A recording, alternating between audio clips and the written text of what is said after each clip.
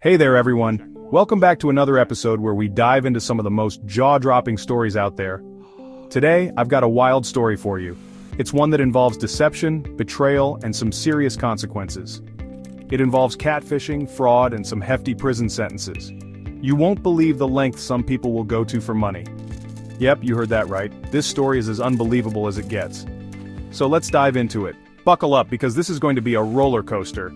Edwin Okoronkwo, a Nigerian and U.S. permanent resident, was recently convicted in a pretty elaborate catfishing scheme.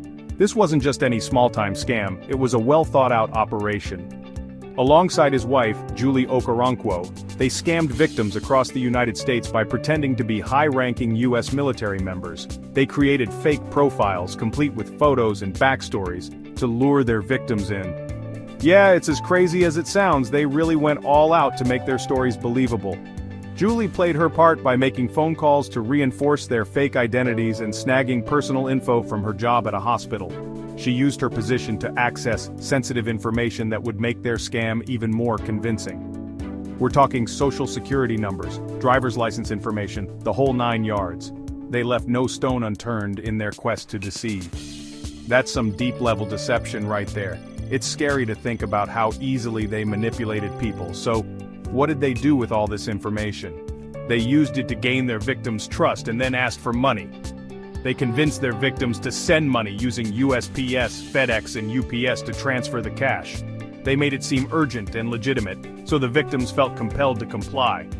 The amount they managed to steal, a whopping $342,535 from 7 victims? Ouch, that's a life-changing amount of money for most people. Now, justice did catch up with them. The authorities were able to track their activities and gather enough evidence to bring them to court. Edwin got sentenced to 75 months in prison and will be deported back to Nigeria once his sentence is up. That's over 6 years behind bars. Julie, on the other hand, received a 25-month sentence. She'll be spending just over 2 years in prison for her role in the scam.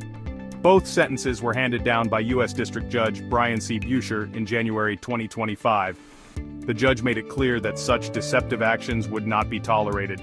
The U.S. Department of Justice even released a statement detailing the whole scam. They wanted to ensure the public was aware of the extent of the fraud.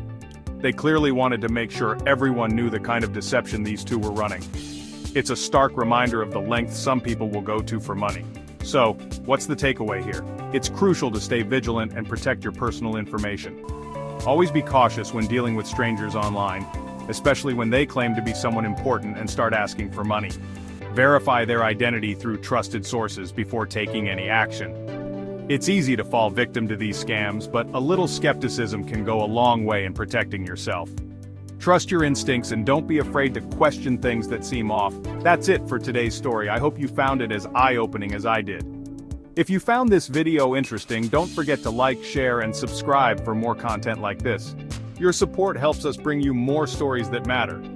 Stay safe out there and see you in the next one. Until then, keep your guard up and stay informed.